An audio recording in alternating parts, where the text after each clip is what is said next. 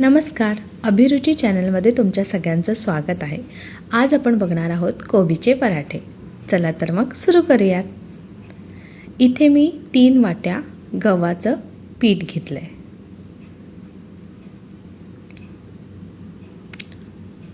गव्हाचं पीठ तुम्ही चाळूनही घेऊ शकता। अर्धी वाटी आपण बेसन घेऊयात।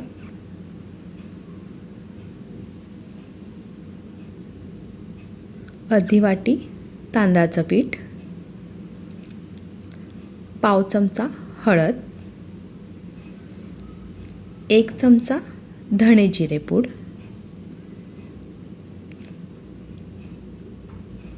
लाल तिखट 2 ते 3 चमचे, चवीप्रमाणे मीठ घेऊयात,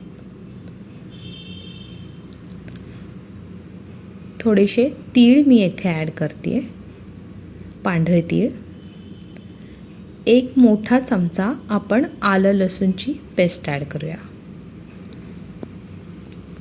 बारीक चिरलेली मी मिरची ॲड केली आहे आणि बारीक चिरलेली कोथिंबीर ॲड करूया। इथे मी गरम मोहन ॲड केलं आहे। मोहन म्हणजे गरम करून तेल ॲड करूया।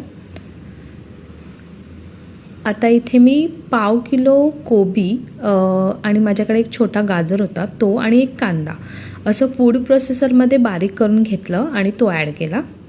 आता आपण आधी पीठ मळून घेऊया सगळं एकत्र करून, कारण की पाणी आधी ॲड करू नका, कोबीला ऑलरेडी पाणी सुटतं, त्यामुळे आधी असंच मळून घेऊयात। नंतर तुम्हाला जसं जसं लागेल तसं थोडं थोडं पाणी ॲड करायचं आणि मग घट्ट असा गोळा मळून घेऊया। फक्त पीठ सैलसर किंवा पातळ नसायला पाहिजे, कारण त्याला पाणी सुटत जातं कोबी असल्यामुळे, त्यामुळे घट्ट गोळा मळून घेऊया। आणि तुम्हाला जर का चिकट वाटत असेल तर थोडंसं तेल ॲड करूया। मी इथे थोडं तेल ॲड केलं आहे। परत एकदा व्यवस्थित मळून घेऊयात।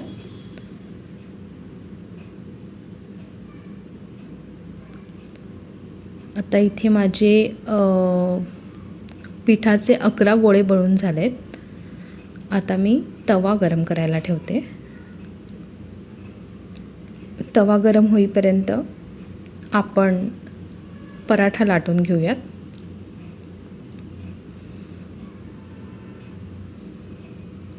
दोन्ही बाजूनी आपण गव्हाचं पीठ लावून त्याला लाटायला सुरुवात करूया।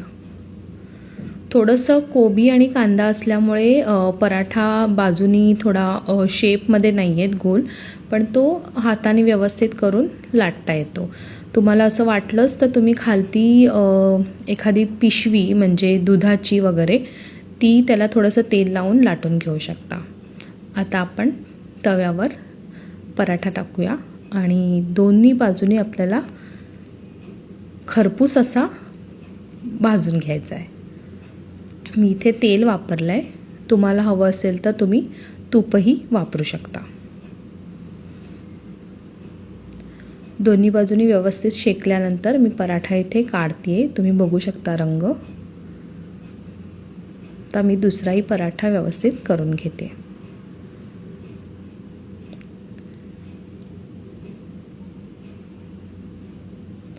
इथे आपले गरमागरम खुसखुशीत असे कोबीचे पराठे तयार आहेत। तुम्हाला रेसिपी आवडल्यास नक्की लाईक करा आणि माझ्या चॅनलला सबस्क्राईब करा। थँक्यू।